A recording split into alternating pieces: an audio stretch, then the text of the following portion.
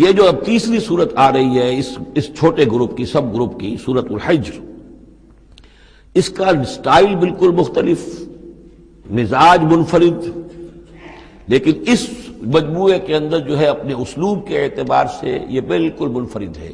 جیسے سورہ یونس، سورہ ہود جوڑے کی شکل میں، سورہ یوسف منفرد، اگرچہ اس کا ایک جوڑا ہے اور وہ ہے دوسری جگہ پر سورہ طٰہٰ، وہ ہم جب پڑھیں گے تو وہاں اور بات واضح ہو جائے گی۔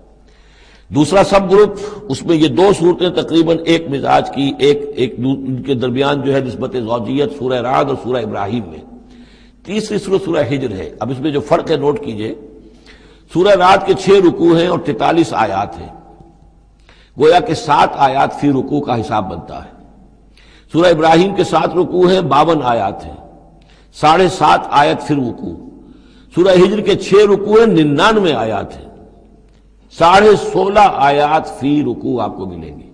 یہ اصل میں قرآن مجید میں مکی صورتوں میں آپ کو اسلوب کا یہ فرق نوٹ کر لینا چاہیے کہ جو ابتدائی صورتیں نازل ہوئی اس میں آیتیں چھوٹی چھوٹی ہیں، ردم بہت تیز، جیسے کہ پہاڑی نالے ہوتے ہیں، دریا ہوتے ہیں تو ان کا پاٹ بہت کم ہوتا ہے لیکن بہاؤ بہت تیز ہوتا ہے۔ دریائے کنہار جس نے بھی دیکھا ہے، دریائے سوات دیکھا ہے کالام میں یا کہیں اور، تو ان کی چوڑائی تو کچھ بھی نہیں ہوتی، بلکہ دریائے سندھ یہ پورا جو ہے، یہ شاہراہ ریشم جو ہے اس کے ساتھ دیکھیے تو نیچے معلوم ہوتا ہے چھوٹی سی کوئی لکیر پانی کی ہے، اس کے سوا کچھ بھی نہیں۔ لیکن جب وہی دریا آتے ہیں میدانوں میں تو اب آپ کو معلوم ہے دریائے سندھ جب دریا خاں کے پاس سے گزرتا ہے تو وہ 14 میل چوڑا بھی ہوا کرتا تھا، بارشوں کے زمانے میں 14 میل چوڑائی، اسی طریقے سے نیچے باولپور کے ایریا میں۔ تو یہ فرق ہے ان آیات کا۔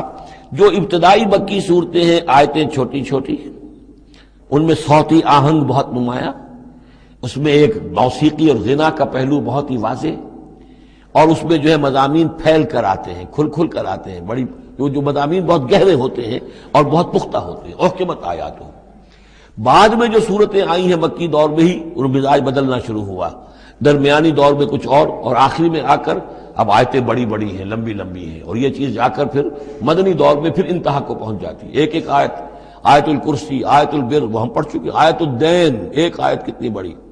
پھر وہاں ظاہر بات ہے کہ وہ ردم بھی اتنا نمایاں نہیں رہتا جتنا کہ آپ سورہ قاف میں دیکھتے ہیں، سورۃ النجم میں دیکھتے ہیں، سورہ رحمان میں دیکھتے ہیں، سورہ واقعہ میں دیکھتے ہیں، سورہ ملک میں دیکھتے ہیں۔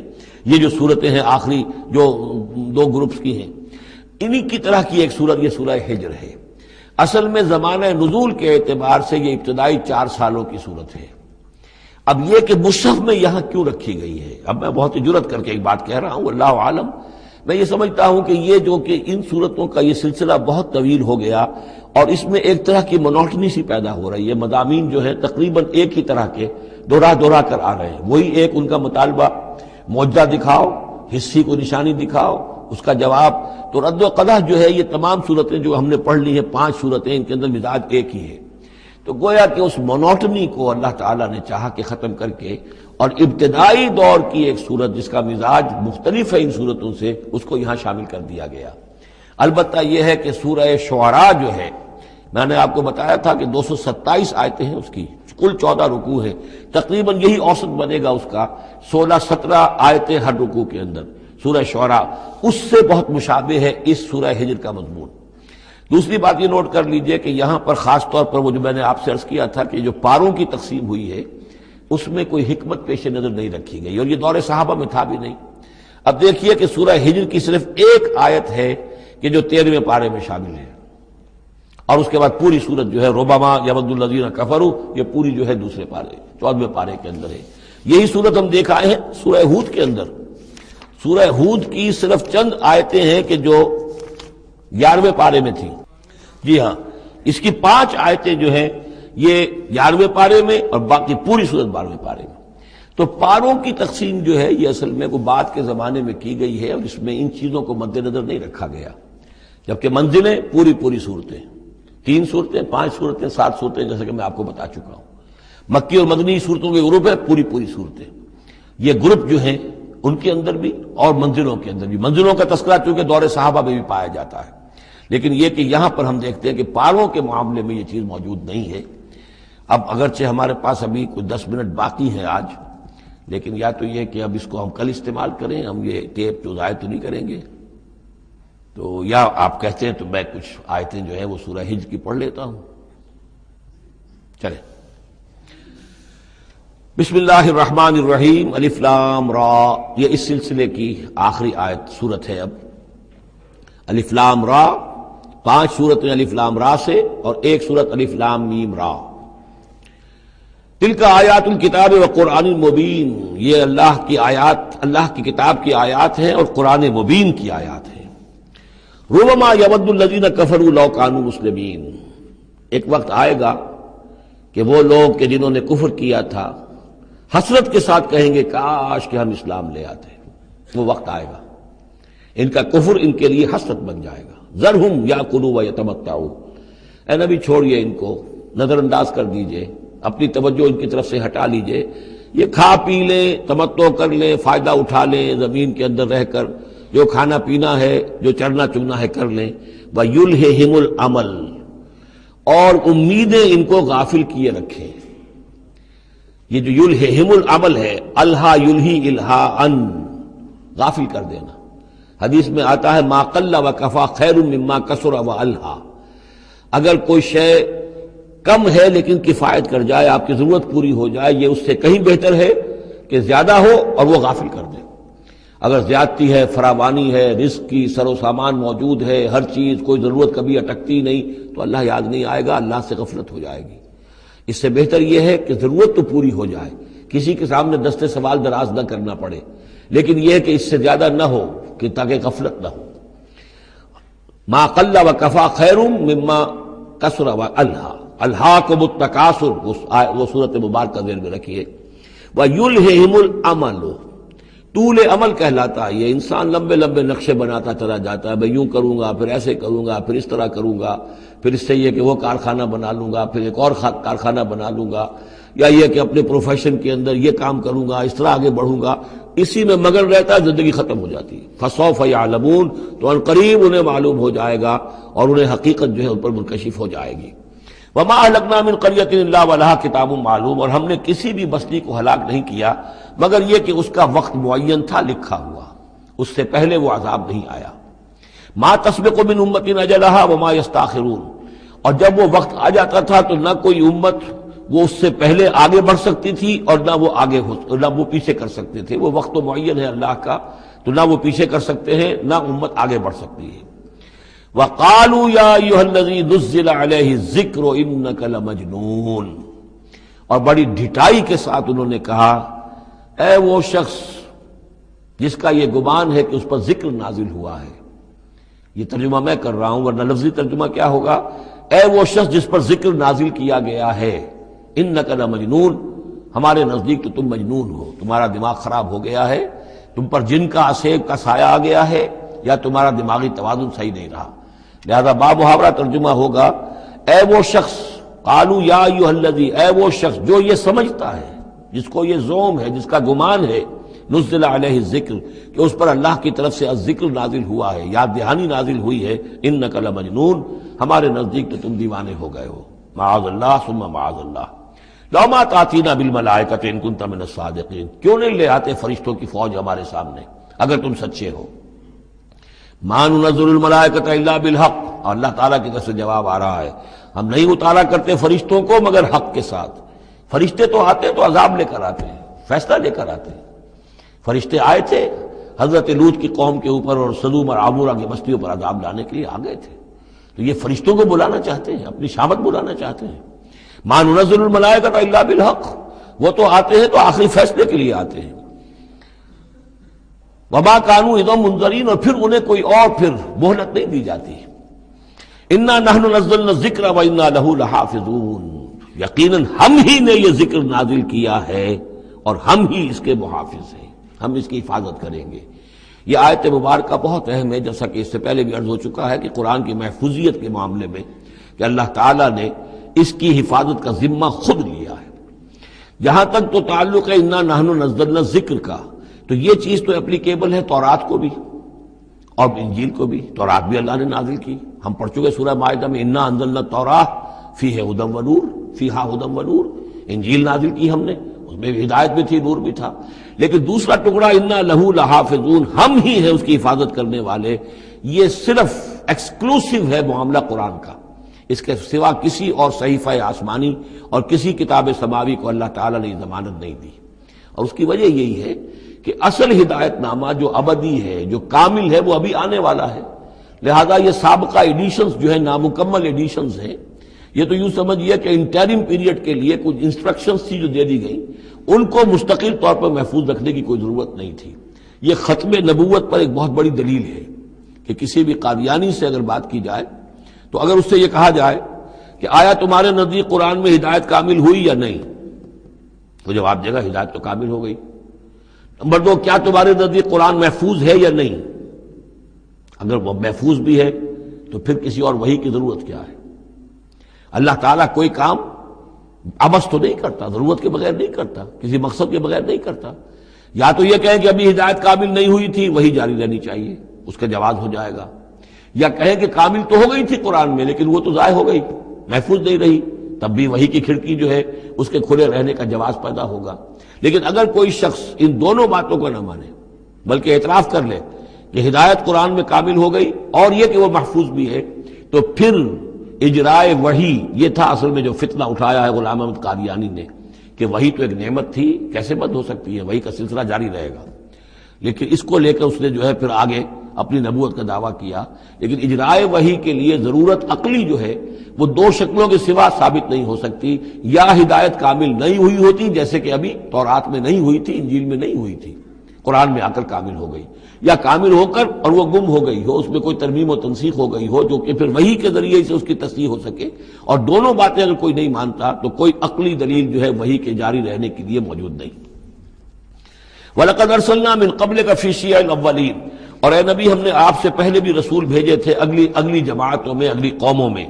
یہ شیعہ اس علیحدہ ہو جانے والے، کیونکہ قومیں بڑھتی چلی گئی نسلوں کے اندر، حضرت نوح علیہ السلام کی قوم تقسیم ہو گئی، ان کے 3 بیٹوں سے نسلیں بنتی چلی گئیں، تو یہ گویا کہ شائع ہونا، علیحدہ ہونا، پھیل جانا، پھیلتی چلی گئی۔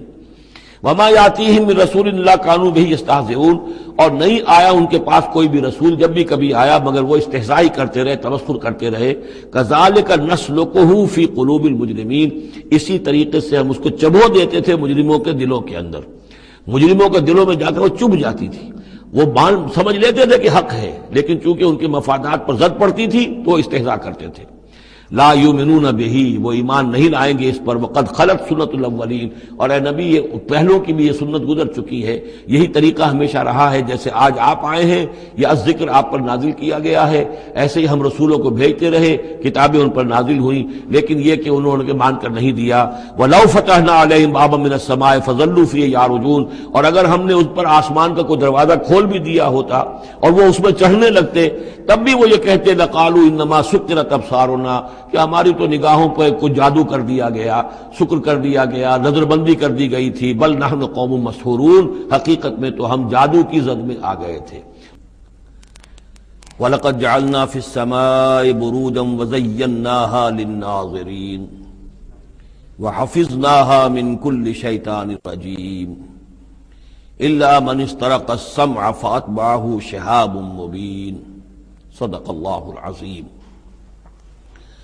رب اشرح لي صدري ويسر لي امري واحلل عقدة من لساني يفقهوا قولي۔ اللهم ربنا الهمنا رشدنا واعذنا من شرور انفسنا، اللهم ارنا الحق حقا وارزقنا اتباعه وارنا الباطل باطلا وارزقنا اجتنابه، اللهم ربنا آنس وحشتنا في قبورنا وارحمنا بالقرآن العظيم، اللهم اجعله لنا اماما ونورا وهدى ورحمة، اللهم ذكرنا منه ما نسينا وعلمنا منه ما جهلنا، وارزقنا تلاوته آناء الليل وآناء النهار، واجعله لنا حجة يا رب العالمين آمین۔ سورہ حجر کے پہلے رکوع میں، جس کا ترجمہ ہم کر چکے ہیں، 2 مرتبہ قرآن حکیم کے لیے لفظ آیا ہے الذکر، اس کی طرف خصوصی توجہ کی ضرورت ہے۔ ایک تو یہ کہ خود اللہ تعالیٰ نے فرمایا انا نحن نزلنا الذکر وانا لہ لحافظون، ہم نے ہی یہ ذکر، یہ قرآن نازل کیا ہے اور ہم ہی اس کے محافظ ہیں۔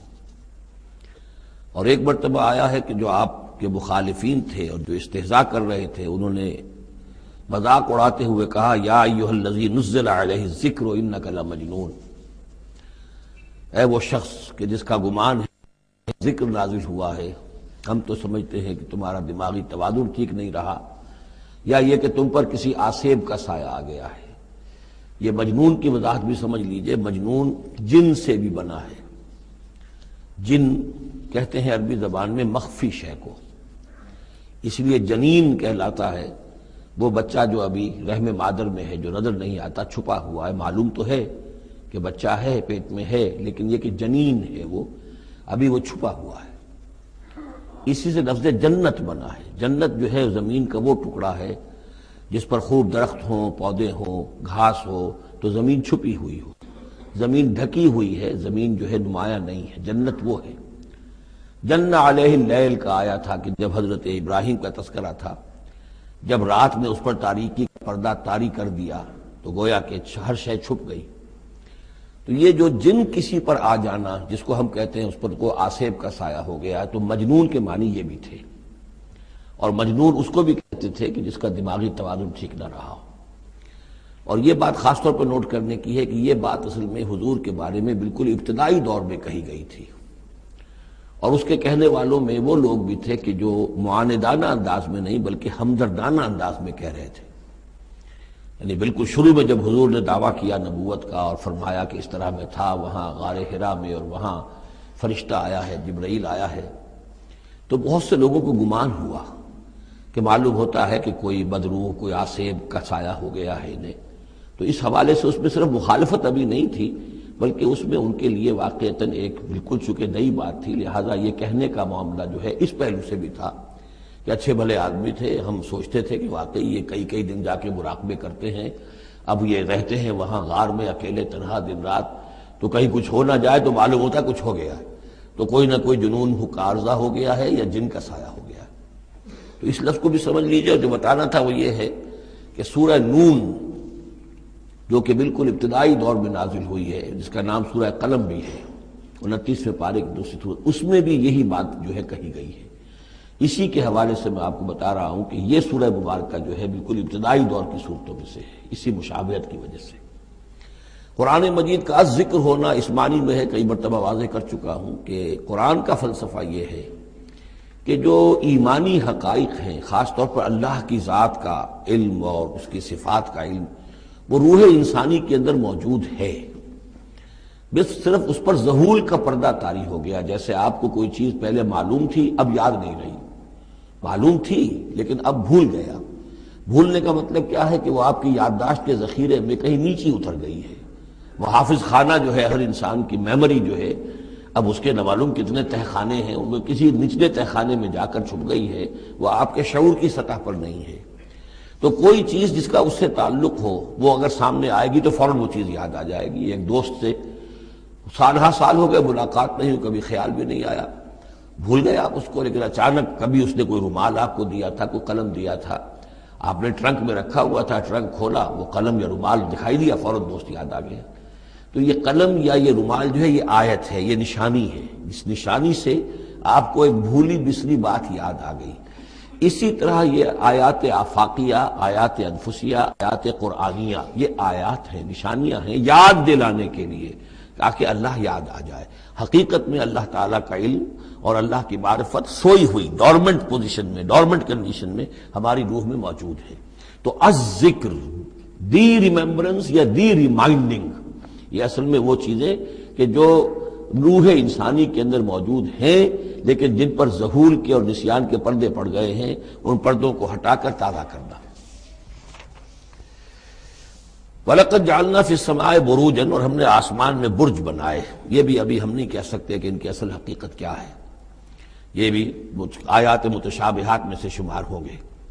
وَزَيَّنَّاهَا لِلنَّاظِرِينَ، اور ہم نے اسے مزین کر دیا ہے آسمان کو اور برجوں کو دیکھنے والوں کے لیے، جو بھی ستارے نظر آتے ہیں، کیا رنگا رنگ نقشہ آسمان پر نظر آتا ہے۔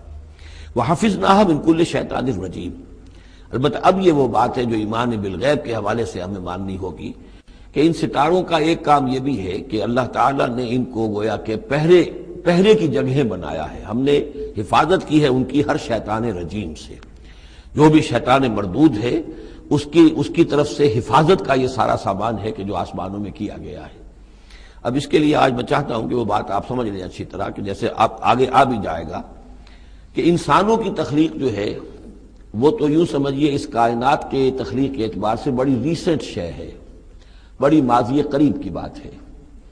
انسانوں سے بہت پہلے جنات پیدا کیے گئے تھے، جنات سے بہت پہلے ملائکہ پیدا کیے گئے تھے، اور انسانوں کی ارواح بھی اسی دور میں پیدا کی گئی جبکہ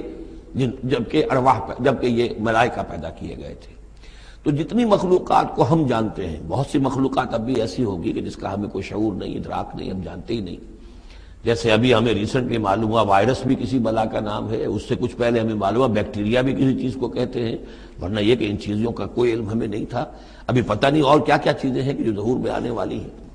لیکن جو چیزیں بھی آج تک ہم جانتے ہیں ان میں یوں سمجھیے کہ جن ہستیوں میں خود شعوری ہے، سیلف کانشسنس، وہ 3 مخلوقات ہیں صرف، ملائکہ، جنات اور انسان. باقی جو حیوانات ہیں زمین کے اوپر، چاہے وہ بر کے ہیں یا بحر کے ہیں یا ہوا کے ہیں، فضا کے ہیں، پرندے ہوں یا زمین پر چلنے والے خشکی کے جانور ہوں یا دریا میں اور سمندر کے اندر جو بھی حیوانات ہیں، مچھلیاں ہیں یا اور جاندار ہیں، ان سب میں شعور تو ہے، خود شعوری نہیں ہے.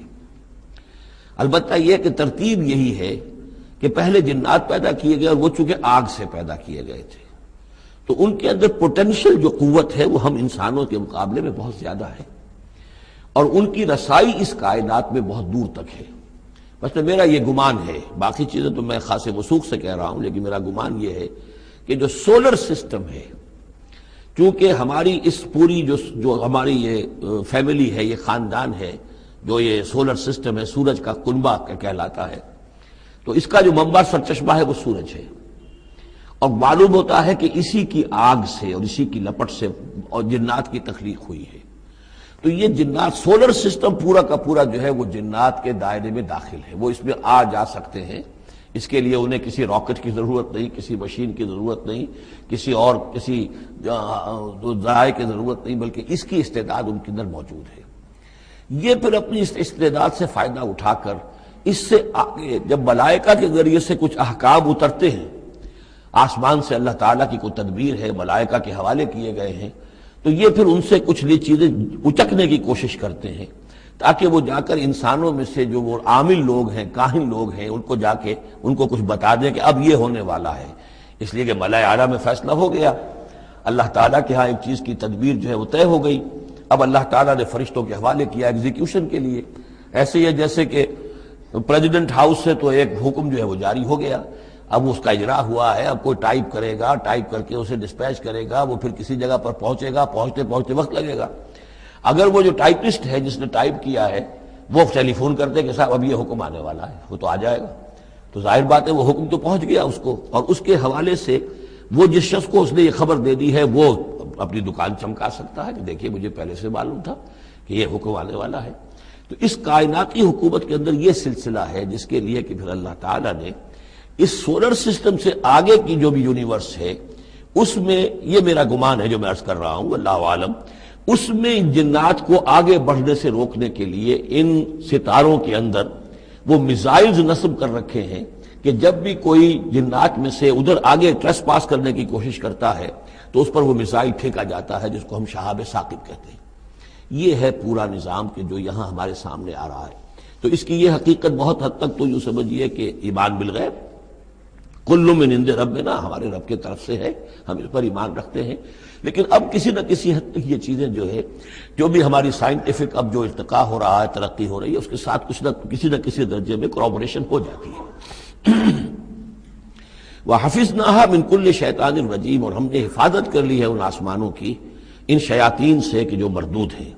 إِلَّا مَنِ اسْتَرَقَ السَّمْعَ، سوائے اس کے کہ جو کوئی چرا کے لے بھاگا.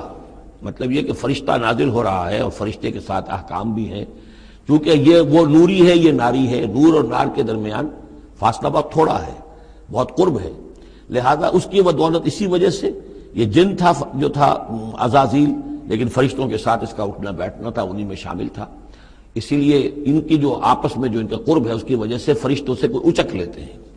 الا من استرق السمع، اگر کسی نے کوئی چیز سن لی اور سن کر وہ بھاگا، فاتبعہ شہاب مبین، تو اس کے پیچھے اس کا پیچھا کرتا ہے ایک انگارہ چمکتا ہوا۔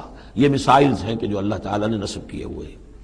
والارض مددناہا، اور زمین کو ہم نے پھیلا دیا جیسے بستر پھیلایا جاتا ہے، والقینا فیہا رواسیا، اور اس میں ہم نے لنگر ڈال دیے۔ یہ پہاڑ جو ہے قرآن مجید بار بار کہتا ہے کہ زمین کا جو سٹیبلائزنگ ایفیکٹ ہے ان پہاڑوں کا زمین کی حرکت کے دوران۔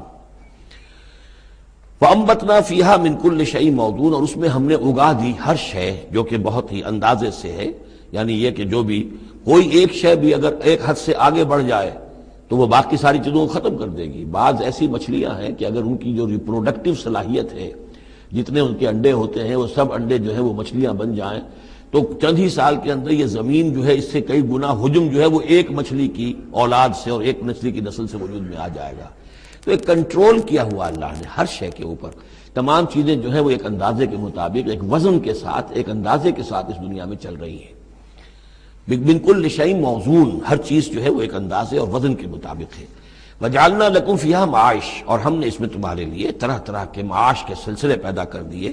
ومن لستم لہ برازقین، اور ہم تو ان کو بھی روزی کا سامان دیتے ہیں جن کو تم رزق نہیں دیتے۔ ایک تو یہ ہے کہ تمہارے پاس گھوڑا بندھا ہوا ہے، تمہیں فکر رہتی ہے چارہ اس کو دینا ہے، کچھ نہ کچھ دانہ ڈالنا ہے، لیکن کتنی مخلوقات ہماری ہے کہ تم نہیں ہو اس کو رزق دینے والے، ہم رزق پہنچا رہے ہیں۔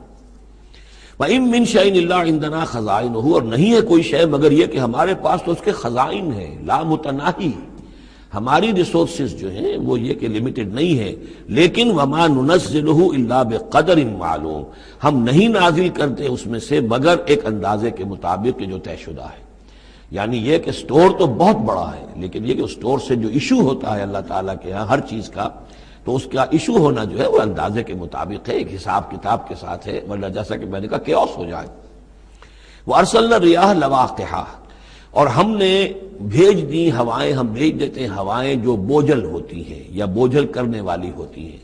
لواقعہ کا مفہوم پہلے تو یہ سمجھا جاتا تھا کہ چونکہ وہ بادلوں کو لے کر آتی ہے اس اعتبار سے، لیکن اب ادھر ایک اشارہ ہو رہا ہے جدید سائنس کے حوالے سے کہ پولن گرینز جو ہیں وہ بھی ہواؤں کے ذریعے سے آتے ہیں، اور وہ پھر آ کر پھولوں کو جب وہ وہاں فرٹیلائزیشن ہوتی ہے تو اس سے پھر وہ فصل بنتی ہے۔ تو ہوائیں جو ہیں وہ گویا کہ بار آور کرتی ہیں، اور اس طریقے سے یہ نباتاتی نظام چل رہا ہے۔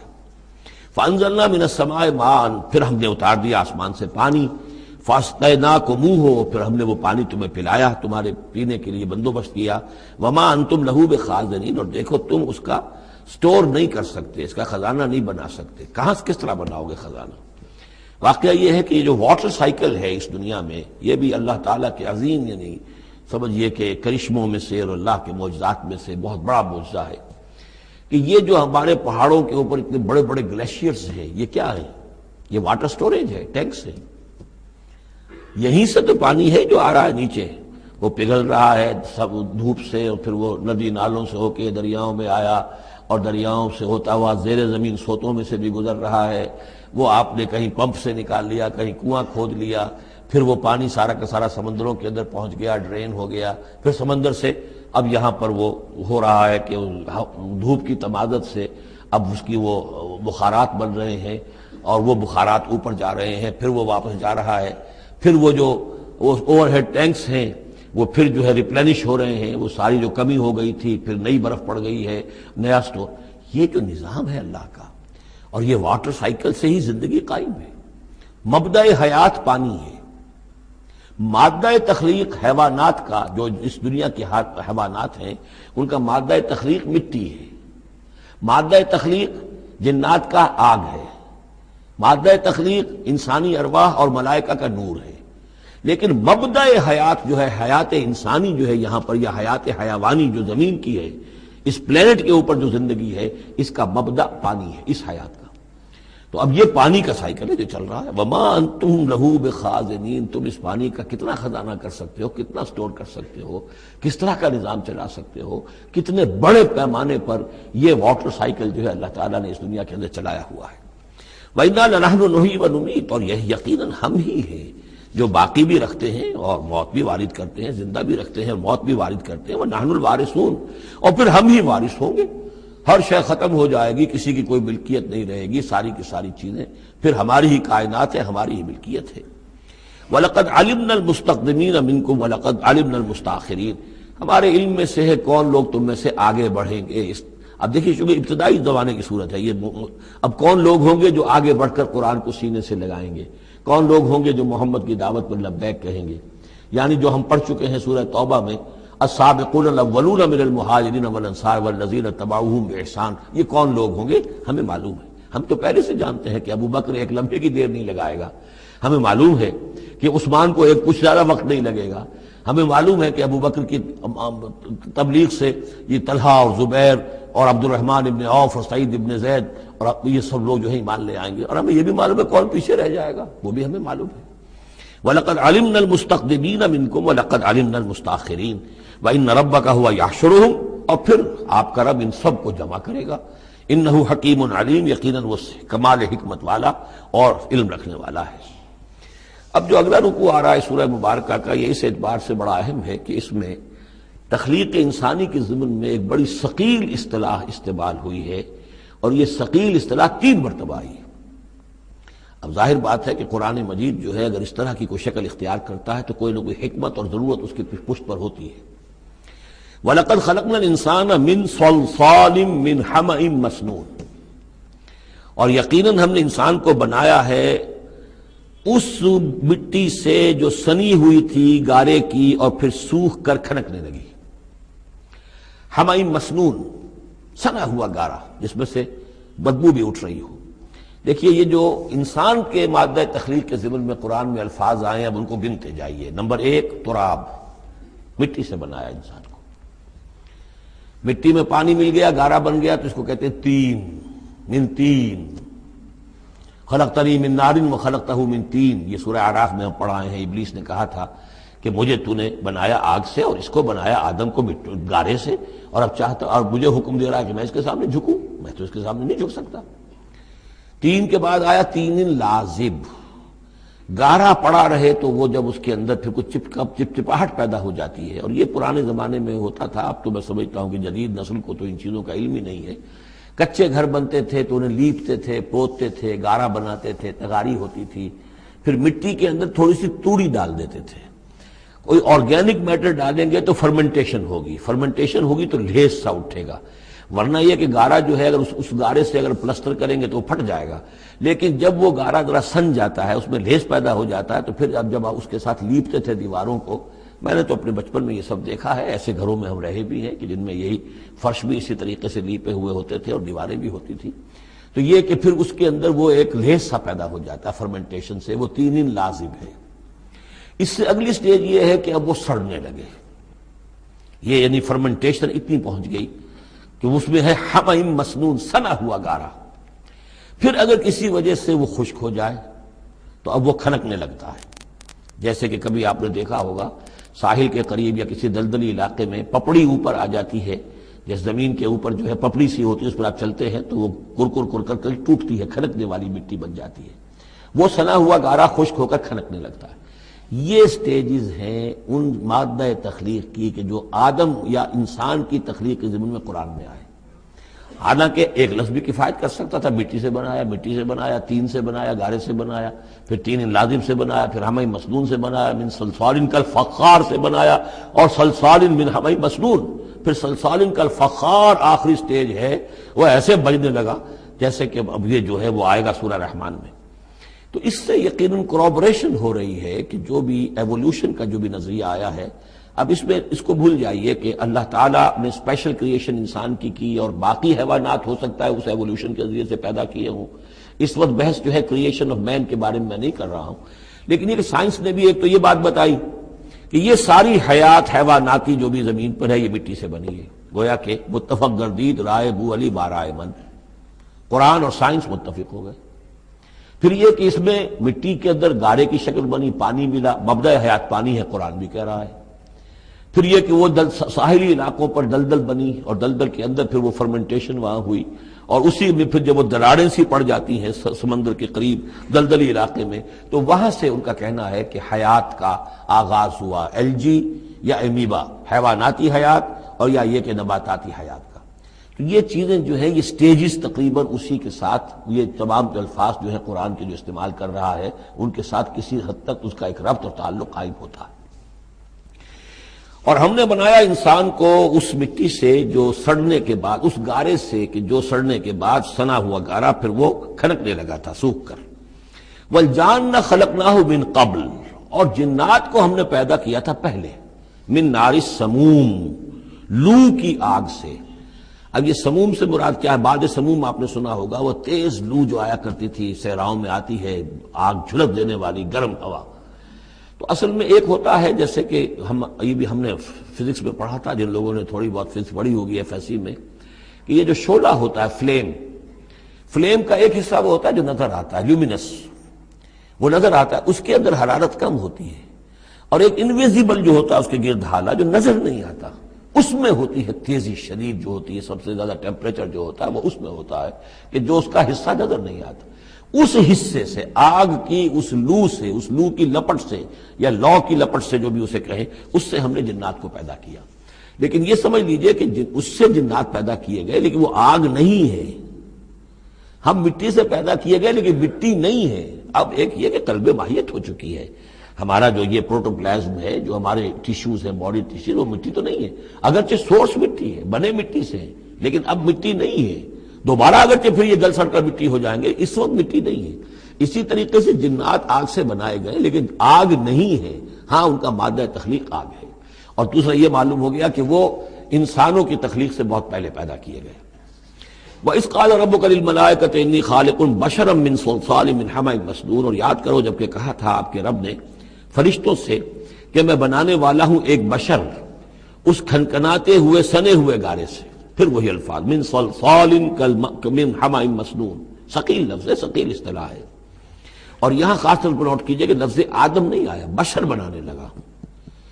کہیں بھی قرآن مجید میں جہاں یہ تخلیق کے ابتدائی مراحل بیان ہوتے ہیں، لفظ آدم کہیں نہیں ملے گا آپ کو، سوائے وہ ایک آیت میں نوٹ کرا چکا ہوں سورہ آل عمران کی، کہ عیسیٰ کی مثال بھی اللہ کے نزدیک آدم کی سی ہے، خلقہ من تراب ثم قال له کن فیکون، وہ ایک مثال موجود ہے، لیکن باقی کہیں آپ کو بشر، انسان، جب میں بنانے والا ہوں ایک انسان اس مٹی سے سنے ہوئے گارے کی جو سوکھ کر کھنکھنانے لگی ہے، فَإِذَا سَوَّيْتُهُ، جب میں اس کا تسویہ کر لوں۔ تخلیق کے بعد تسویہ ہوتا ہے، جیسے کسی شے کا ایک ہیولہ بن گیا، پھر اس کی نوک پلک سنواری جاتی ہے۔ مین سٹرکچر جو ہے کسی بلڈنگ کا کھڑا ہو گیا، اب اس کا آرکیٹیکچرل ٹچز ہیں، اس کے اوپر ڈیکوریشن ہے، اس پہ پینٹنگ ہے، یہ تسویہ ہے۔ فَإِذَا سَوَّيْتُهُ، پھر جب میں اسے پوری طرح نک سک سے درست کر دوں، صحیح بنا دوں، پورا کر لوں، وَنَفَخْتُ فِيهِ مِن رُوحِي، اور پھونک دوں میں اس میں اپنی روح میں سے، کہ روحی ضمیر متکلم کا صیغہ ہے سیدھا سیدھا۔ فَقَعُوا لَهُ سَاجِدِينَ، تو گر پڑنا اس کے سامنے سجدے میں۔ فَسَجَدَ الْمَلَائِكَةُ كُلُّهُمْ أَجْمَعُونَ، اب یہ تیسری مرتبہ پڑھ رہے ہیں ہم قرآن حکیم میں یہ قصہ آدم و ابلیس۔ تو کیا سجدہ سب فرشتوں نے، کل کے کل نے، سب نے مل کر۔ دیکھیے یہ جو ہے تاکید کی انتہا ہے، فرشتوں میں سے کوئی بھی مستثنیٰ نہیں رہا، نہ جبرائیل، نہ میکائیل، نہ اسرافیل، الا ابلیس، سوائے ابلیس کے۔ اور اس میں پھر گمان ہوتا ہے کہ شاید یہ بھی فرشتہ تھا، فرشتہ نہیں تھا، اس کی وجہ سورہ کہف میں مل جائے گی۔ ابا ان یکون مع الساجدین، اس نے انکار کیا سجدہ کرنے والوں کے ساتھ ہونے سے۔ قال یا ابلیس ما لک الا تکون مع الساجدین، اللہ نے فرمایا ابلیس کیا ہوا تجھے، کیا سبب ہے، تو کیوں نہیں ہوا سجدہ کرنے والوں کے ساتھ؟ قال لم اکن لاسجد لبشر خلقتہ من صلصال من حمأ مسنون، اس نے کہا میرے لیے یہ روا نہیں ہے، میرے لیے ممکن نہیں ہے کہ میں سجدہ کروں اس بشر کو جس کو تو نے پیدا کیا ہے سنے ہوئے گارے سے، جبکہ وہ کھنکھنانے لگا ہوا۔ قال فاخرج منها فإنك رجيم، اللہ نے فرمایا تو نکل جاؤ یہاں سے، اس میں سے نکل جاؤ، اس لیے کہ اب تم مردود ہو گئے ہو۔ وإن عليك اللعنة إلى يوم الدين، اور اب تم پر لعنت رہے گی یوم الدین تک، جزا و سزا کے دن تک، یوم بعث بعد الموت تک۔ قال رب فانظرني إلى يوم يبعثون، تو اس نے درخواست کی کہ پروردگار پھر مجھے ذرا مہلت دے دے، ڈھیل دے دے اس دن تک کے لیے جس دن کے یہ دوبارہ اٹھائے جائیں گے۔ قال فإنك من المنظرين، اللہ تعالیٰ نے اسی شان بے نیازی کے ساتھ فرمایا اچھا جاؤ ٹھیک ہے، تمہیں ڈھیل دے دی گئی، تمہیں یہ رخصت مل گئی، تمہیں یہ چھوٹ مل گئی، مہلت مل گئی، الی یوم الوقت المعلوم، اس وقت معین کے دن تک، یعنی یہ کہ اس وقت تک تم زندہ رہو گے۔ وہ ابلیس جو ہے جن، ویسے جنوں کی زندگیاں شاید انسانوں سے زیادہ ہوتی ہوں، میں نہیں جانتا کتنی ہوتی ہیں، لیکن یہ کہ کوئی اور جن نہیں ہے کہ جو اس وقت سے آج تک زندہ ہو سوائے اس ایک جن کے جس کا نام عزازیل تھا، اور یہ جن جو ہے وہ ابھی تک زندہ ہے اپنی اسی ذات کے ساتھ، باقی اس کی اولاد، اس کی اور نسل جو ہے، اس کی ذریت ہے، وہ اپنی جگہ ہے۔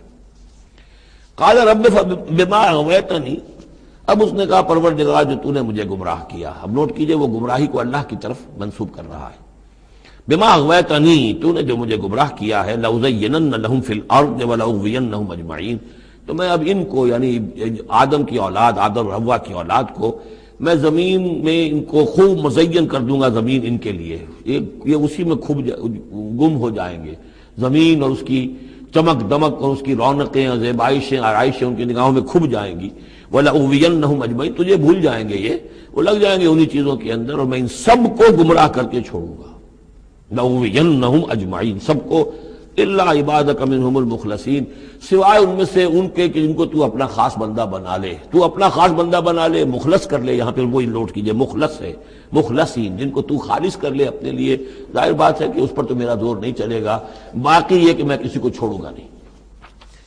قال ھذا صراط علی مستقیم، اللہ تعالیٰ نے فرمایا ٹھیک ہے یہ راستہ ہے میری طرف سیدھا، یعنی یہ میرے اور تمہارے درمیان معاملہ طے ہو گیا، میں نے تمہیں چھوٹ دی، تم اپنا زور لگا لو، جس طرح بھی چاہو بہکا لو، باقی یہ کہ ان عبادی لیس لک علیہم سلطان، میرے بندوں پر تجھے اختیار کوئی نہیں ہوگا، یعنی اختیار کسی بھی انسان پر نہیں ہے، یہ نہیں کہ جس کو اللہ نے مخلص کر لیا ہو اس پر اختیار نہیں، اختیار اسے کسی بھی انسان پر نہیں ہے۔ ان عبادی لیس لک علیہم سلطان الا من اتبعک من الغاوین، سوائے ان کے کہ جو خود تیری پیروی کرے، خود غاوین میں سے ہو، خود ان کے اندر غوا ہو، خود ان کے اندر سرکشی ہو، خود وہ جو ہے وہ اپنی نفس پرستی کی طرف مائل ہو، وہ تو تیری پیروی کریں گے، ان کو تو جدھر چاہے لے جا، جس کھائی میں چاہے لے جا کے ان کو پھینک دے، اور جس جہنم کی جس وادی میں چاہے ان کو گرا دے، مجھے اس سے دلچسپی نہیں، لیکن یہ کہ میرے کسی بندے پر تجھے اختیار حاصل نہیں ہوگا۔ وَإِنَّ جَهَنَّمَ لَمَوْعِدُهُمْ أَجْمَعِينَ، اور پھر جہنم ہی ان سب کا ٹھکانہ ہوگا، سب کا جو بھی تیری پیروی کریں گے۔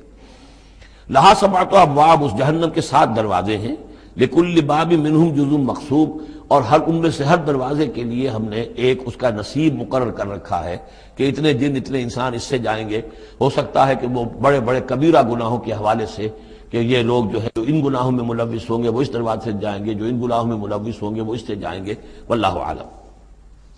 ان المتقین فی جنات وعیون، اب وہی سائملٹینیس کنٹراسٹ کہ جب جہنم والوں کا تذکرہ ہوا تو متقین کا بھی، اور جو اہل تقوی ہوں گے فی جنات وعیون، وہ ہوں گے جنتوں میں، باغات میں اور چشموں میں، ادخلوها بسلام آمنین، ان سے کہا جائے گا داخل ہو جاؤ ان باغات میں پورے امن کے ساتھ، کوئی خوف نہیں، کوئی اندیشہ نہیں۔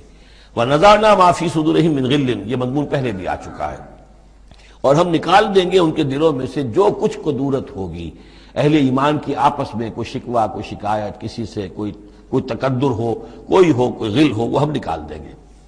عَلَىٰ سُرُرٍ مُتَقَابِلِينَ، وہ بیٹھے ہوئے ہوں گے تختوں کے اوپر ایک دوسرے کے آمنے سامنے۔ جب کسی سے ناراضگی ہو تو آدمی آنکھیں چار نہیں کرتا بلکہ نظر چرا جاتا ہے، لیکن جب کوئی ایسی بات نہیں، دل صاف ہے، تو آمنے سامنے بیٹھ کے باتیں کریں گے، سینگ آئی ٹو آئی۔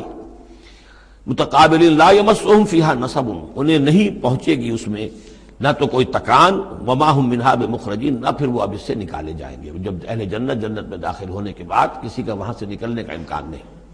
نبئ عبادی، اے نبی میرے بندوں کو بتا دیجئے، انی انا الغفور الرحیم، کہ میں یقیناً غفور ہوں، رحیم ہوں۔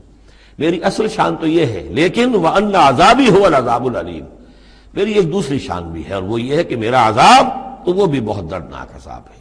لہذا کوئی آدمی جو ہے وہ نڈر نہ ہو جائے، نچنت نہ ہو جائے، وہ میری مغفرت کی امید بھی رکھے، میری رحمت سے آس بھی لگائے رکھے، لیکن یہ کہ میرے عذاب سے ڈرتا بھی رہے۔ بین الخوف والرجاء، یہ کیفیت رہنی چاہیے۔ وَنَبِّئْهُمْ عَنْ ضَيْفِ ابراہیم، اور ذرا ان کو بتا دیجئے حالات ابراہیم کے جو مہمان آئے تھے ان کے بارے میں، وہی جو پہلے ہم پڑھ چکے ہیں سورہ ہود میں۔ اِذْ دَخَلُوا عَلَيْهِ فَقَالُوا سَلَامًا، جب وہ داخل ہوئے حضرت ابراہیم کے ہاں مکان پہ آئے، انہوں نے کہا سلام۔ قَالَ إِنَّا مِنْكُمْ وَجِلُونَ، تو حضرت ابراہیم نے کہا کہ ہمیں تو تم سے کچھ خوف آ رہا ہے، آپ لوگ کون ہیں؟ ذرا اپنی آئیڈینٹی بتائیے. قالوا لا تعجل انا نبشرک بغلام علیم. انہوں نے کہا کہ نہیں ڈریے نہیں، ہم تو آپ کو ایک بڑے صاحب علم بیٹے کی بشارت دینے آئے ہیں. قال بشرتمونی علی ان مسنی الکبر فبما تبشرون. تو حضرت ابراہیم نے فرمایا کہ یہ کیا بشارت آپ مجھے دے رہے ہیں، اس کے باوجود، علی یہاں علی الرغم کے معنی میں، اس کے باوجود کہ مجھ پر بڑھاپا طاری ہو چکا ہے، تو ذرا سوچ سمجھ کے بشارت دیجیے، کوئی غلطی تو نہیں لگی ہے آپ کو. قالوا بشرناک بالحق. ان کا نہیں، ہم نے بشارت آپ کو دی ہے حق کے ساتھ، قطعی اور حقیقی بات ہے، شدنی امر ہے، یہ ہو کر رہنے والا ہے. فلا تکن من القانتین. تو اے ابراہیم آپ تو پھر نا امید لوگوں میں سے تو نہ ہو جائیے، مایوس نہ ہو جائیے. قال ومن یقنط من رحمت ربہ الا الضالون. تو حضرت ابراہیم نے کہا کہ ہاں یہ بات تو آپ صحیح کہہ رہے ہیں، اللہ تعالیٰ کی رحمت سے مایوس تو صرف وہی ہو سکتے ہیں جو گمراہ ہوں. یہ اللہ کی قدرت، اللہ کی رحمت، عین بڑھاپے میں اللہ مجھے اولاد دے دے، 87 برس کی عمر میں بیٹا دے دے، جیسے اس نے حضرت یحییٰ کی والدہ کو، جو کہ بالکل بانجھ رہی ساری عمر، اور حضرت زکریا جو ہیں بہت بوڑھے ہو چکے تھے، اسی طریقے سے معاملہ یہاں بھی ہوا ہے. قال فما خطبکم ایھا المرسلون. اب انہوں نے پوچھا کہ اے فرشتادو، اے جو بھیجے گئے ہو، ایلچی ہو، تمہارا کیا معاملہ ہے، یعنی کس قدر جا رہے ہو، کیا قصد ہے، کیا ارادہ ہے.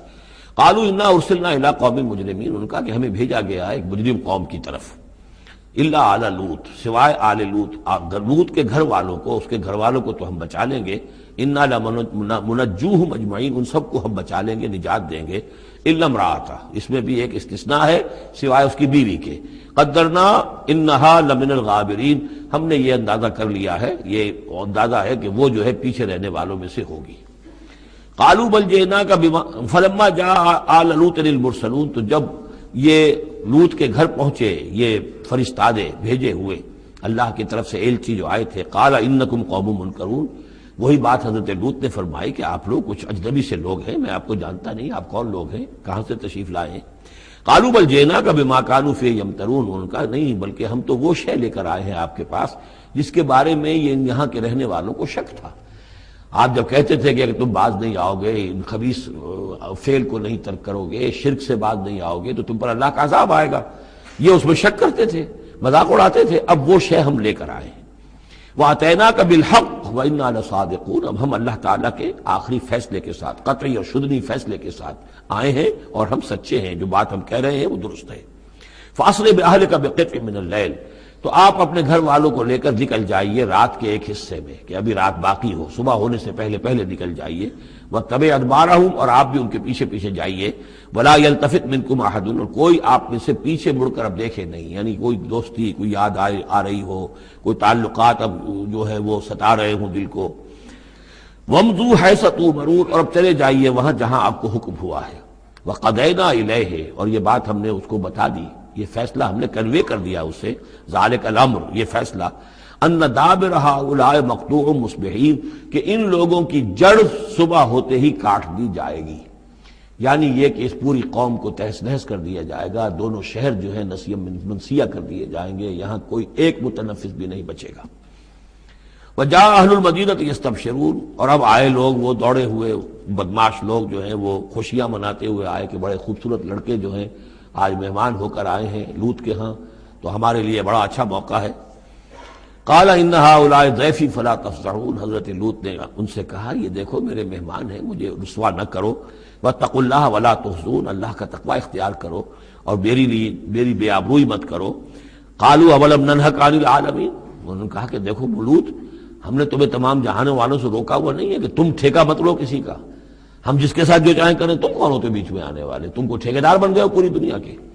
اولم ننہک، کہ ہم نے منع کیا تمہیں، نہیں کیا تمہیں کہ تمام جہان والوں کی حمایت میں نہ کھڑے ہو جایا کرو. قال ہؤلاء بناتی ان کنتم فاعلین. ان کا یہ میری بیٹیاں حاضر ہیں، اگر تمہیں کچھ کرنا ہی ہے تو یہ کہ ظاہر اللہ تعالیٰ نے تمہارے لیے جو جوڑے بنائے ہیں تو وہ تو عورتیں ہیں. تو وہ ہے، میں عرض کر چکا ہوں، اس سے مراد یہ بھی لی گئی ہے کہ میری قوم کی جو یہ بیٹیاں ہیں تمہارے گھروں میں پڑی ہیں، جن کو تم نے چھوڑا ہوا ہے، اصل میں تو تمہارے لیے اللہ تعالیٰ نے وہ فطری راستہ بنایا تھا. یا یہ کہ انہوں نے اتمام حجت کے لیے، جس کو کہتے ہیں پنجابی میں برے کو گھر پہنچانا، یا آخری بات بھی کہی ہو کہ میں ایسا ہی اگر کوئی معاملہ ہے تو کوئی دو بڑے سردار جو ہیں انہیں کہا ہو کہ میں اپنی بیٹیوں کا نکاح تم سے کیے دیتا ہوں، تمہیں اگر کوئی اس طرح کی کوئی حاجت ہے. لعمرک انہم لفی سکرتہم یعمہون، تو انہوں نے کہا، یہ اللہ تعالیٰ کی طرف سے ہے، قسم ہے تیری جان کی، وہ لوگ تو اپنے اس نشے کی حالت میں بدمست تھے اور بالکل اندھے ہو گئے تھے. عمر، عین میم ہے والا عمر ہے یہ، دل کے اندھے ہو چکے تھے. فاخذتہم الصیحۃ مشرقین، تو پھر انہیں آ پکڑا ایک چنگھاڑ نے اجالا ہونے کے وقت. مشرق، یہ مشرق نہیں ہے، مشرق ہے. مشرق ہے اجالے کی جگہ، صبح جہاں سے نکلتی ہے وہ مشرق ہے. شرق کے معنی جو ہے اصل میں وہ روشنی ہے، تو اسی سے یہ مشرقین، صبح ہونے کا وقت، سورج نکلتے وقت جب اجالے کا وقت ہوا تو ان کو ایک چنگھاڑ نے آ پکڑا. فجعلنا عالیہا سافلہا، تو ہم نے اس کے اوپر والے حصے کو نچلا بنا دیا، یعنی تل پٹ کر دیا. وہ گری، پوری بستی جو ہے وہ اٹھا کر پٹک دی گئی کہ چھتیں نیچے اور اس کی جو بنیادیں تھیں وہ اوپر. وَأَمْطَرْنَا عَلَيْهِمْ حِجَارَةً مِّن سِجِّيلٍ، اور پھر ہم نے ان پر بارش برسائی، سجیل، مٹی کے کنکروں کی بارش. ان فی ذلک لآیات للمتوسمین، یقیناً اس میں نشانیاں ہیں ان لوگوں کے لیے جو حق کے متلاشی ہوتے ہیں. یہ جو اسم کا لفظ ہے الف سین میم، اور الف جو ہے اس میں در حقیقت جو اصل اس کا حروف اصلیہ میں سے نہیں ہے، سین میم ہے اصل. یہ ہوتے علامت، اسم کے معنی بھی علامت ہے. یہ میرا نام ہے، یہ آپ کا نام ہے، یہ علامت ہے کہ جس سے میرے نام سے آپ پہچانتے ہیں. تو جو لوگ علامتوں سے، متوسم باب تفاعل بن جائے گا، جو علامتوں سے حقیقت کو پہچاننا چاہیں، جو آیات آفاقیہ، آیات تاریخیہ، آیات انفسیہ، آیات قرآنیہ سے حقیقت کو جاننا چاہیں. ان فی ذلک لآیات للمتوسمین وَإِنَّهَا لَبِسَبِيلٍ مُقِيمٍ، اور وہ جو بستیاں تھیں وہ سیدھی راہ پر واقع ہوئی تھی. یعنی یہ سیدھا راستہ تھا جو یمن سے جاتا تھا فلسطین تک، میڈیٹرینین کے ساحل تک، اور یہ سیدھا راستہ تھا کیروان روٹ، مشرق و مغرب کے درمیان یہی لنک تھا. سویز کینال تھی نہیں، اور ابھی یہ راستہ جو تھا round the cape of good hope, یہ تو کہیں جا کر 1498 میں واسکو ڈی گاما نے تلاش کیا ہے. تو یہ راستہ معلوم ہی نہیں تھا، سویز کینال تھی نہیں. تو ساری جو مشرق اور مغرب کی ٹریڈ ہوتی تھی وہ یہ تھی کہ ہندوستان اور چین اور یہ جاوا، ملایا وغیرہ جو ہیں، یہ ہند چینی کے جتنے یہ سب سامان آتا تھا یمن کے ساحل پر. یورپ کے سارے ممالک کا سامان آ جاتا تھا شام کے ساحل پر، فلسطین کے ساحل پر. اب ان دو کے درمیان یہ قافلے چلتے تھے، یہ کیروانز تھے کہ جو ان جہاں سے لے کر سامان ادھر، ادھر کا سامان ادھر.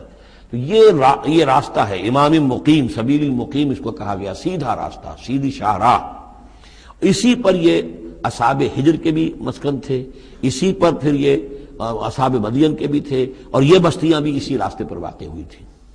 ان فی ذلک لآیۃ للمؤمنین، یقیناً اس میں نشانی ہے اہل ایمان کے لیے. وان کان اصحاب الایکۃ لظالمین، اسی طریقے سے جو بن والے تھے، مدین والے، وہ بھی بہت ظالم تھے. یہ ایکا کا لفظ بھی ان کے لیے آیا ہے، یہ مدین والے. فانتقمنا منہ، یہاں پہ صرف تذکرہ ہو رہا ہے. یہاں تذکرہ آپ نے دیکھا جو صرف حضرت لوط علیہ السلام کا ہوا ہے اس انباء الرسل کے انداز میں. باقی حضرت ابراہیم کا تذکرہ ہو گیا ہے، وہ وہی ہے قصص النبیین کے انداز میں. باقی یہاں پہ جو تذکرے ہو رہے ہیں یہ بھی صرف ذکر ہے، یہ انباء الرسل کا ذکر ہے کہ جیسے حضرت شعیب، لیکن شعیب کا نام نہیں یہاں آیا، بلکہ یہ کہ صرف یہ کہ مدین والے. فانتقمنا منہم، ان سے بھی ہم نے انتقام لیا. وَإِنَّهُمَا لَبِإِمَامٍ مُبِينٍ، اور یقیناً وہ بھی، یہ دونوں جو بستیاں ہیں کھلے راستے پر واقع ہوئی ہیں، وہی راستہ جو میں نے ابھی آپ کو بتایا ہے. وَلَقَدْ كَذَّبَ أَصْحَابُ الْحِجْرِ الْمُرْسَلِينَ، اصحاب الحجر یہ قوم سمود کا دوسرا نام ہے. وہ علاقہ جو ہے جہاں یہ قوم سمود آباد تھی اس کو علاقے کو حجر بھی کہتے ہیں. جیسے کہ وہ علاقہ جہاں قوم عاد آباد تھی اسے احقاف کہتے ہیں. اس علاقے کا نام احقاف تھا، قوم کا نام عاد تھا، جو رسول بھیجے گئے وہ ہود تھے. اس علاقے کا نام حجر ہے، قوم کا نام سمود ہے، جو رسول بھیجے گئے وہ حضرت صالح تھے علیہ الصلوۃ والسلام. وَلَقَدْ كَذَّبَ أَصْحَابُ الْحِجْرِ الْمُرْسَلِينَ، اسی طرح ہجر والوں لوگوں نے بھی، اس علاقے کے لوگوں نے بھی جھٹلایا بھیجے ہوں کو، رسولوں کو. ان میں سے بہت سے نبی ہوں گے، پھر بعد میں اللہ نے آخری جو ہے حضرت صالح علیہ السلام کو بھیجا رسول کی حیثیت سے. وَآتَيْنَاهُمْ آیَاتِنَا، انہیں ہم نے اپنی آیات دیں. ان کو تو خاص طور پر جو ہے وہ اتنی حصی نشانی دکھائی گئی. ایک وہ جو اونٹنی کا معاملہ، حضرت صالح کی اونٹنی کا معجزہ. فَكَانُوا عَنْهَا مُعْرِضِينَ، لیکن وہ ان سے منہ ہی پھیرتے رہے، اعراض ہی کرتے رہے. وَكَانُوا يَنْحِتُونَ مِنَ الْجِبَالِ بُيُوتًا آمِنِينَ، اور وہ پہاڑوں کو تراش کر اپنے لیے بڑے امن والے گھر بناتے تھے. یہ گھر آج بھی موجود ہیں، میں خود بھی ایک مرتبہ گیا ہوں اور دیکھ کر آیا اس پورے علاقے کو. فاخذتهم الصیحۃ مصبحین، تو انہیں بھی آ پکڑا ایک چنگھاڑ نے صبح کے وقت، فما اغنی عنہم ما کانوا یکسبون، تو کچھ نہ کام آ سکا ان کے وہ ساری کمائی جو انہوں نے کی تھی، جو کچھ انہوں نے مال اسباب جمع کیا تھا، عذاب الہی سے بچانے میں کچھ بھی مفید ثابت نہ ہوا۔ تو اس سورہ مبارکہ میں گویا کہ حضرت شعیب کا نام لیے بغیر ان کا ذکر آ گیا، حضرت صالح کا نام لیے بغیر ان کا ذکر آ گیا، حضرت لوط کا ذکر جو ہے وہ نام کے ساتھ آیا۔ تو تین تو ہے وہ انباء الرسل میں سے، اور ایک حضرت ابراہیم علیہ السلام کا ذکر، وہ اسی انداز میں جس انداز میں کہ سورہ ہود میں اس سے پہلے آ چکا ہے۔ اب جو آخری 15 آیات ہیں اس سورہ مبارکہ کی وہ بڑی اہم ہیں دعوت دین کے اعتبار سے، اور جس حالت میں کہ اس وقت محمد رسول اللہ صلی اللہ علیہ وسلم تھے، اور اس سے بھی آپ کو معلوم ہو جائے گا کہ یہ خاص اس دور میں نازل ہوئی ہے جبکہ حضور کی دعوت جو ہے ابھی ابتدائی مراحل میں تھی، اور ابھی آپ کو پہلے تو آپ کی دعوت کا دور تھا کہ آپ پرسن ٹو پرسن دعوت دے رہے تھے، علل اعلان اس معنی میں نہیں، ڈنکے کی چوٹ نہیں، بلکہ جن سے تعلق تھا، جن سے دوستی تھی، جن سے پرانی واقفیت تھی، جسے آپ کہیں گے کہ پرسن ٹو پرسن جو ہے دعوت چل رہی تھی۔ اگرچہ کوئی دور بھی حضور کی دعوت میں انڈر گراؤنڈ دور کا نہیں آیا ہے، خفیہ دعوت ایک دن کے لیے بھی نہیں۔ بعض لوگ اس دور میں بعض تحریکیں ایسی ہیں کہ جو اس کو خفیہ سے تعبیر کرتے ہیں کہ انڈر گراؤنڈ موومنٹ تھی، تو یہ غلط ہے۔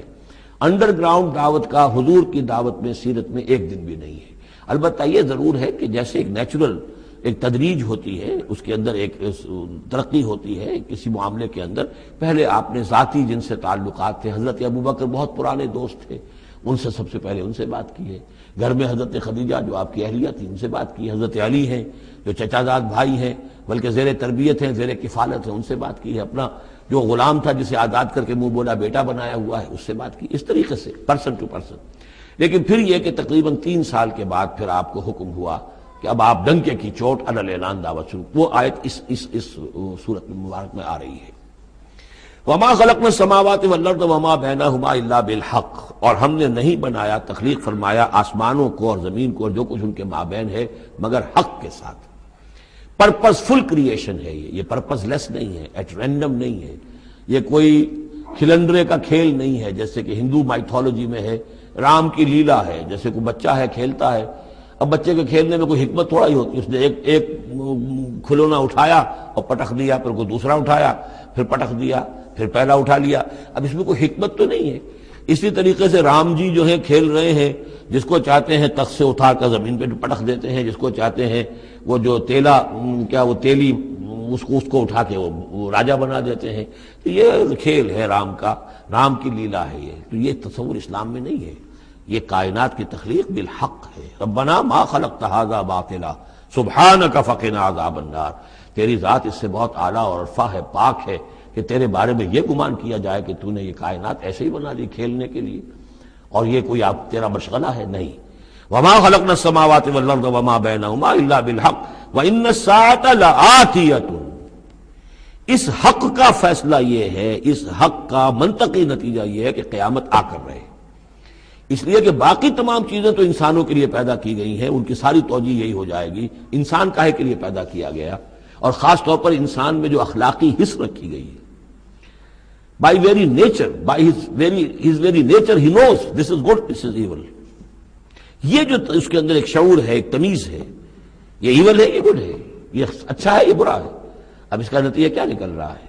یہاں تو الٹے نتیجے نکلتے ہیں، بہت سے اچھے لوگ جو ہیں انہیں فاقے آ رہے ہوتے ہیں، اور بہت بدماش جو ہیں وہ یہاں پہ عیش کر رہے ہوتے ہیں۔ تو یقیناً کوئی اور زندگی ہونی چاہیے، اور یقیناً کوئی دن ہونا چاہیے کہ جس میں بھرپور حساب کتاب ہو جائے، نیکوکاروں کا حساب کتاب ہو جائے، اور پھر ان کی زندگی ایسی ہو کہ بھرپور صلہ انہیں ان کا مل سکے، اور بدکاروں کی بدکاریوں کا حساب کتاب ہو جائے، اور پھر ایسی زندگی ہو، ایسا نظام ہو کہ انہیں پوری سزا مل سکے۔ تو یہ گویا کہ حق کا تقاضا ہے۔ وما خلقنا السماوات والارض وما بینہما الا بالحق وان الساعة لآتیۃ، قیامت آ کر رہے گی۔ فاصفح الصفح الجمیل، تو اے نبی آپ ذرا ابھی خوبصورتی کے ساتھ درگزر سے کام لیجئے، یعنی یہ کہ یہ مجرم کہیں بھاگ کے نہیں چلے جائیں گے، ہماری پکڑ سے نکل نہیں جائیں گے، قیامت آئے گی، ایک کیفر کردار کو پہنچ جائیں گے۔ ابھی آپ ذرا تحمل کیجئے، صبر سے کام لیجئے۔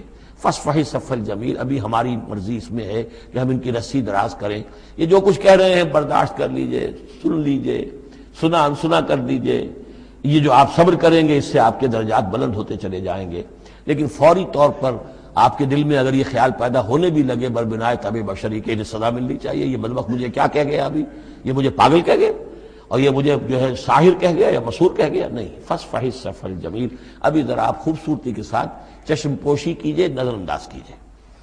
ان ربک هو الخلاق العلیم، یقیناً آپ کا رب جو ہے وہ وہی ہے جو پیدا کرنے والا ہے، خلاق ہے، اور ظاہر بات ہے جس نے پیدا کیا ہے وہ جانتا بھی ہے۔ سورہ ملک میں ہم پڑھیں گے الا یعلم من خلق وهو اللطیف الخبیر، کیا اسی کے علم میں نہیں ہوگا جس نے پیدا کیا ہے؟ وہ تو جانتا ہر شے کو۔ اب یہ گھڑی جس نے بنائی ہے اسے تو معلوم ہے اس میں کون کون سا پرزہ ہے، کہاں کہاں ہے، اس کے اپنے ہاتھ کا اس کے اندر جو ہے ٹکایا گیا ہے، میں واقف نہیں ہوں اس کے اندر کیا کچھ ہے، لیکن گھڑی کا بنانے والا تو جانتا ہے۔ الا یعلم من خلق، کیا وہی نہ جانے گا جس نے پیدا کیا؟ وهو الخلاق العلیم، وہ تو خلاق العلیم ہے۔ وَلَقَدْ آتَيْنَاكَ سَبْعًا مِّنَ الْمَثَانِي، دل جوئی کے لیے حضور سے فرمایا، اور ہم نے آپ کو دی ہیں وہ 7 آیتیں جو آپ کا وظیفہ ہیں، دوہرا دوہرا کر پڑھتے رہا کیجئے، دوہرا دوہرا کر پڑھتے رہا کیجئے۔ اس پر تقریباً اجماع ہے امت کا کہ اس سے مراد ہے سورہ فاتحہ، 7 آیتیں جو بار بار پڑھی جاتی ہیں۔ اب آپ دیکھیے کہ ہر شخص جو نماز پڑھتا ہے دن میں کتنی مرتبہ سورہ فاتحہ پڑھ رہا ہے، ہر نماز میں کتنی مرتبہ پڑھ رہا ہے، دوہرا دوہرا کر یہ جو ہے، جیسا کہ ہم نے جب سورہ فاتحہ پڑھ رہے تھے، من لم یقرأ بفاتحۃ الکتاب لا صلاۃ لمن لم یقرأ بفاتحہ، اس کی نماز ہی نہیں ہے، نماز کا جزو لازم ہے۔ بلکہ قسمت الصلاۃ بینی و بین عبدی نصفین والی حدیث میں نے آپ کو سنائی، حدیث قدسی، تو وہ تو اصل الصلاۃ ہے ہی سورہ فاتحہ۔ والقرآن العظیم، اور یہی بڑا قرآن ہے، یعنی یہ اپنی اہمیت کے اعتبار سے، اپنی فضیلت کے اعتبار سے خود اپنی جگہ پر سورہ فاتحہ ایک قرآن عظیم کا درجہ رکھتی ہے۔ اسی لیے اس کو اساس القرآن بھی کہا، اس کو کافیہ بھی کہا، شافیہ بھی کہا گیا، یہ ام القرآن بھی ہے۔ وَلَقَدْ آتَيْنَاكَ، اے نبی ہم نے اتنی بڑی بڑی دولتیں آپ کو دی ہیں۔ یہ کیوں گرایا جا رہا ہے یہ ذرا آگے آپ کو معلوم ہو جائے گا، کیونکہ بہرحال حضور کو یہ احساس ہوتا تھا یا نہیں ہوتا تھا، دیکھنے والوں کو تو احساس ہوتا تھا۔ ابو جہل مالدار ہے، ولید بن مغیرہ اتنا بڑا چودھری ہے، یہ محمد تو یتیم تھے، کوئی بال دولت ان کے پاس نہیں، کوئی ان کی حیثیت نہیں، ہاں کچھ عرصے سے کچھ کھا پی بھی رہے ہیں تو وہ بیوی کا مال ہے، اپنا تو نہیں ہے۔ یہ ان کی نگاہوں میں جو ان کے معیارات تھے، جو ان کے اندازے تھے سوچنے کے، وہ تو یہ تھے۔ اس حوالے سے یہاں بظاہر حضور سے خطاب ہے، لیکن اصل میں ان کو بتایا جا رہا ہے کہ بدبختو تمہیں کیا معلوم ہم نے ان کو کتنی بڑی دولت دی ہے۔ وَلَقَدْ آتَيْنَاكَ سَبْعًا مِّنَ الْمَثَانِي وَالْقُرْآنِ الْعَظِيمِ، ہم نے ان کو وہ 7 آیتیں عطا کی ہیں۔ ایک حدیث کے مطابق جیسی آیت نہ قرآن میں اتری کوئی اور اس کے مثل، اور نہ تورات میں نہ انجیل میں، یہ سورہ فاتحہ ہے۔ وَلَقَدْ آتَيْنَاكَ سَبْعًا مِّنَ الْمَثَانِي وَالْقُرْآنِ الْعَظِيمِ وَلَا تَمُدَّنَّ عَيْنَيْكَ إِلَىٰ مَا مَتَّعْنَا بِهِ أَزْوَاجًا مِّنْهُمْ، تو اے نبی آپ کی نگاہیں نہ اٹھیں اس ساز و سامان کی طرف جو ہم نے ان کو عطا کیا ہے۔ ابو جہل کو اگر دے رکھا ہے، ولید بن مغیرہ کو دے رکھا ہے، اور بڑے سرداروں کو دے رکھا ہے، ان کی جائیدادیں ہیں، ولید بن مغیرہ کے باغات طائف میں بھی ہیں، اس کی جائیداد طائف میں بھی ہے، مکے میں بھی ہے، آپ کی نگاہ ادھر اٹھے ہی نہ۔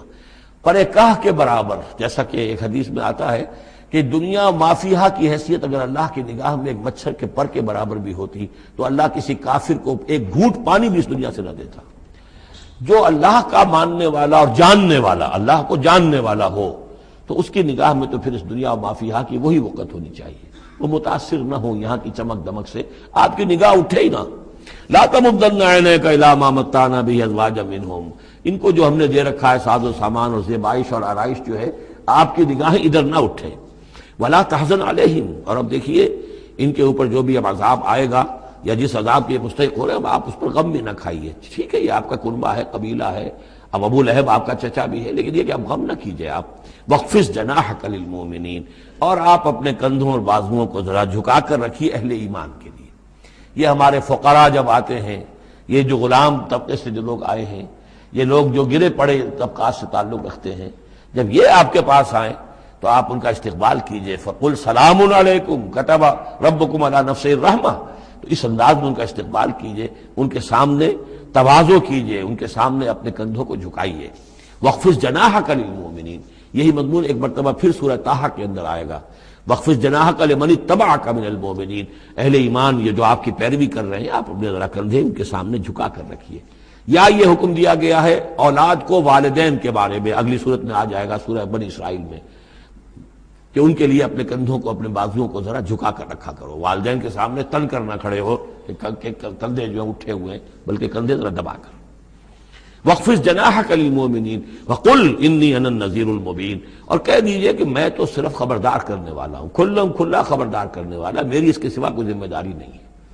کما انزلنا علی المقتسمین، جیسے کہ ہم نے نازل کیا ہے ان پر کہ جنہوں نے تقسیم کر لیا ہے، الذین جعلوا القرآن عضین، قرآن کو انہوں نے بوٹیاں بنا لیا ہے، اس کو توڑ کے ٹکڑے کر دیا ہے۔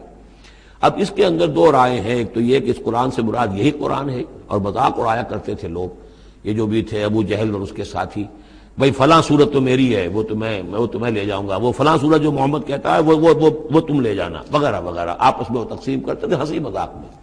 تو اس حوالے سے انہوں نے قرآن کو بوٹیاں بنا کر اپنے اندر تقسیم کرنا شروع کر دیا ہے۔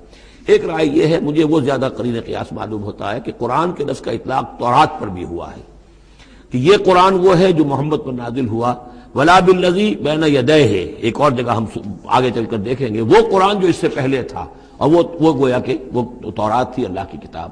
تو جس طریقے سے تورات کے ٹکڑے ٹکڑے کر دیے تھے یہود نے، اور قراطیسا تجعلونہ قراطیسا تبدونہا وتخفون کثیرا، یہ ہم پڑھ چکے ہیں سورہ انعام کی آیت نمبر 91 میں۔ تو جیسے کہ ٹکڑے ٹکڑے کر کر اور کچھ حصہ ظاہر کیا، کچھ چھپایا، تو ان دونوں کی رائے ہے، وہ میں نے آپ کے سامنے پیش کر دی۔ فَوَرَبِّكَ لَنَسْأَلَنَّهُمْ أَجْمَعِينَ، تو تیرے رب کی قسم اے محمد صلی اللہ علیہ وسلم، ان سب کو ہم جمع کر کے رہیں گے۔ اما نسألنهم اجمعین، ہم ان سے پوچھ کر رہیں گے، یہ لفظ وہی آ گیا ہے، فَلَنَسْأَلَنَّ الَّذِينَ أُرْسِلَ إِلَيْهِمْ وَلَنَسْأَلَنَّ الْمُرْسَلِينَ، یہ جو سورہ اعراف کی آیت نمبر 6 تھی، ہم لازماً پوچھ کر رہیں گے ان سے بھی جن کی طرف رسولوں کو بھیجا گیا، اور ان سے بھی کہ جن کو رسول بنا کر بھیجا گیا۔ فَوَرَبِّكَ لَنَسْأَلَنَّهُمْ أَجْمَعِينَ، تو آپ کے رب کی قسم ہم ان سب سے پوچھ لیں گے، حساب کتاب لے لیں گے، یہ تھوڑے سے وقت کی بات ہے، آپ ذرا صبر کیجئے۔ اما کانوا یعملون، جو کچھ کہ یہ کر رہے تھے، فاصدع بما تؤمر، یہ ہے وہ آیت۔ اب ڈنکے کی چوٹ علی الاعلان کہیے جس چیز کا آپ کو حکم ہوا ہے۔ یہ جب حکم آیا حضور کو، تو پھر آپ کوہ صفا پر کھڑے ہوئے، اور پھر آپ نے وہاں، اگرچہ ظاہر بات ہے کہ اس کا کوئی امکان نہیں تھا کہ آپ ننگے ہو جاتے، لیکن جو وہاں کا رواج تھا وہ یہ تھا کہ اگر کسی شخص کے پاس کوئی ایسی خبر آتی تھی کہ فلاں قبیلے کے لوگ جو ہیں آج رات ہمارے اوپر حملہ کریں گے، شب خون ماریں گے، اب کیسے لوگوں کو بتائیں، کوئی کمیونیکیشن ماس میڈیا تو ہے نہیں، کیسے خبر دیں، کیا کریں؟ تو وہ یہ کرتا تھا کہ وہ شخص کپڑے اتار کے معذر ذات برہنہ ہو کر کسی اونچی جگہ کھڑا ہو جاتا تھا، تاکہ ہر طرف سے لوگ دیکھ لیں کہ ایک ننگا آدمی کھڑا ہے، نذیر عمیان کہتے تھے اسے، ننگا خبردار کرنے والا۔ اب جہاں تک اس کی آواز جا رہی ہے، آواز لگاتا تھا وا صباحا، ہائے وہ صبح جو آنا چاہتی ہے، آیا چاہتی ہے، اس لیے کہ صبح کے وقت ہوتے تھے حملے، یہ جس کو آج کل آپ کہتے ہیں small hours of the morning, وہ بہت غفلت کا وقت ہوتا ہے آدمی کا، صبح رات کے 2-3 بجے جو ہے ٹھنڈی ٹھنڈی نیند آئی ہوتی ہے، اس وقت وہ آتے تھے، حملہ کرتے تھے، لوٹ مار کرتے تھے، قتل کرتے تھے اور بھاگ جاتے تھے۔ تو وا صباح، ہائے وہ صبح جو آیا چاہتی ہے۔ تو اب لوگ دوڑتے تھے کہ بھائی کہاں کی خبر آئی ہے، کون ہے، کون سا قبیلہ ہے، کس کے بارے میں اطلاع ہے، اطلاع صحیح ہے غلط ہے۔ تو یہ ان کا رواج تھا۔ تو حضور نے یہ کیا، صرف ایک چیز اس میں سے نکال دی، ننگے ہونے کا سوال نہیں تھا معاذ اللہ، لیکن آپ بھی کھڑے ہو گئے کوہ صفا پر، وا صباحا کا نعرہ لگایا۔ اب لوگ آئے، دوڑے، کوئی خبر دی ہے، محمد دینا چاہتے ہیں، کوئی بات ہے، بڑی اہم کوئی بات ہے۔ وہاں آپ نے پھر اپنی دعوت پیش کی۔ تو اسی مجمع میں پھر ابو لہب نے کہا تھا تبا لک لہذا جمعتنا، تمہارے لیے ہلاکت ہو، ہمیں اس کام کے لیے جمع کیا تھا، ہم اپنے بڑے بڑے اہم کاموں میں لگے ہوئے تھے۔ وہ مہاجن تھا، کہیں مہاجنی سود اپنا لین دین کا حساب کر رہا ہوگا بیٹھا ہوا، میں وہ سب چھوڑ کر آیا ہوں کہ کوئی خاص اہم بات تم نے بتانی ہے، لیکن تم نے یہ کیا کیا؟ تو یہ ہے وہ واقعہ، اور اس سے معلوم ہو جاتا ہے کہ یہ سورہ مبارکہ جو ہے اسی دور کی، ابتدائی دور کی ہے۔ فاصدع بما تؤمر واعرض عن المشرکین، تو اب ڈنکے کی چوٹ کہیے اب جو کہ آپ کو حکم دیا گیا ہے، اور ان مشرکوں سے اعراض کیجئے، پرواہ نہ کیجئے ان کی۔ انا کفیناک المستہزئین، یہ جو استہزاء کرنے والے ہیں، تمسخر اڑانے والے ہیں، ہم آپ کی طرف سے ان کے لیے کافی ہو رہیں گے، ان کی کوئی مخالفت آپ کا کچھ بال بیکا نہیں کر سکے گی۔ الذین یجعلون مع اللہ الہا آخر، جو اللہ کے ساتھ ساتھ اور بھی الہ گھڑے بیٹھے ہوئے ہیں، فسوف یعلمون، تو ان قریب انہیں معلوم ہو جائے گا کہ اصل حقیقت کیا ہے اور وہ کس طرح کی گمراہیوں میں پڑے ہوئے تھے۔ اب وہ آیت آ گئی جس کا کئی مرتبہ میں حوالہ دے چکا ہوں، اور سورہ انعام میں خاص طور پر وَلَقَدْ نَعْلَمُ، اے نبی ہمیں خوب معلوم ہے، اَنَّكَ يَضِيقُ صَدْرُكَ بِمَا يَقُولُونَ، کہ جو کچھ یہ لوگ کہہ رہے ہیں اس سے آپ کا سینہ بھجتا ہے۔ کسی نے پاگل کہہ دیا، کسی نے مجنون کہہ دیا، آصیب کا سایہ آ گیا، کوئی ہمدردی کے انداز میں آ کے کہتا ہے۔ عتبہ ابن ربیعہ ایک دفعہ آیا کیونکہ وہ بزرگ تھا، خاندان کا معمر آدمی تھا، بھتیجے میرے بڑے تعلقات ہیں عاملوں سے بھی، کاہنوں سے بھی، واقعی اگر کوئی تم پر کوئی سایہ ہو گیا ہے، کوئی بری روح کوئی آ گئی ہے تو مجھے بتا دو، میں بلا کے لے آؤں گا، علاج کرا دوں گا تمہارا۔ اب کوئی کچھ کہہ رہا ہے، کوئی کچھ کہہ رہا ہے، کسی نے کہا شاعر ہے، کسی نے کہا کہ ایک انہوں نے غلام پکڑ کے رکھا ہوا ہے، عجمی غلام، اسے کمرے میں بند کیا ہوا اپنے گھر کے اندر، اور وہ عالم ہے بہت بڑا جو پورے پچھلی کتابوں کا جاننے والا، اس سے ڈکٹیشن لیتے ہیں اور پھر آ کر ہم پر دھونس جماتے ہیں کہ یہ اب وہی آئی ہے۔